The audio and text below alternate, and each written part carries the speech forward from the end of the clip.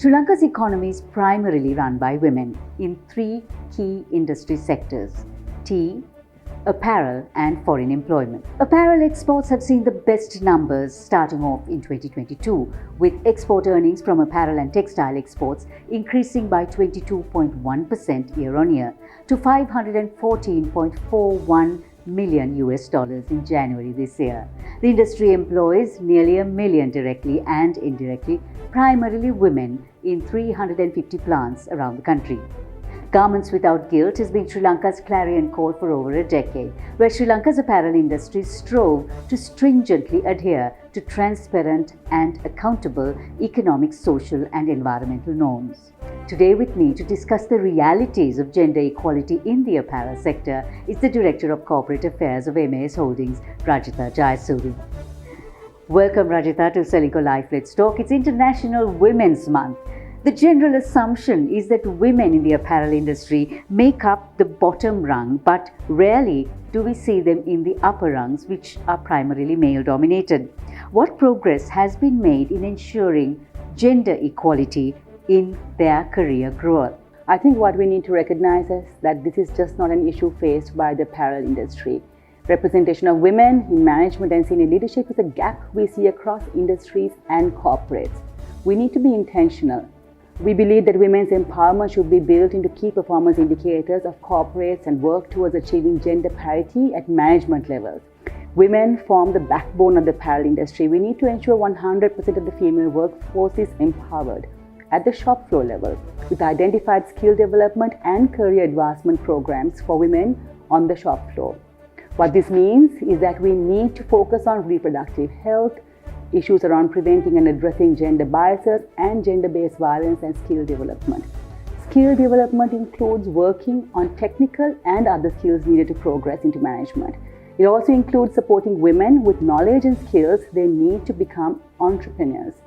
We have to work to retain the women coming into our workforce by providing them leadership roles at different levels in the businesses, but also developing female entrepreneurs and leaders which benefit broader communities. Given the pandemic and the fallout that almost every industry faced, the apparel industry included, how have these foundations and the groundwork that you've laid in empowering women actually helped you navigate the industry through challenging times?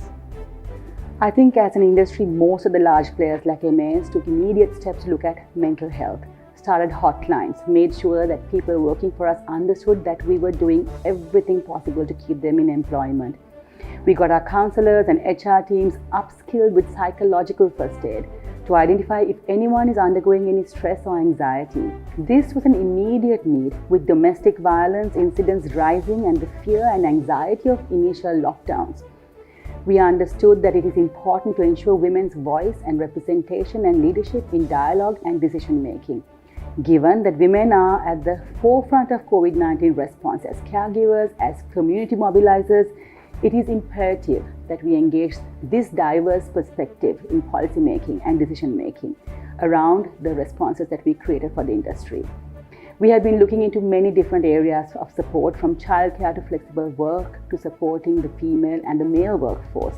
It is not straightforward, considering the health and safety regulations, especially with large factories. The industry, being female-centric, needs to address issues around childcare and provide the necessary infrastructure and facilities to ensure that women don't drop off the workforce. In this respect, flexible work and part-time work becomes critical, and we need to find ways of providing as much flexibility to as many people as possible. Again, being in the manufacturing industry, it's not straightforward. We can't provide the same kind of flexibility to all job roles. So what is your ideal for women in this industry? Where would you like to see them? Definitely to see more women in leadership roles and to work towards ensuring that women have safe, better support and infrastructure to build not only their careers, but also to nurture and build their family life as well. It is truly a lofty ideal, Rajitha, but it surely can be done.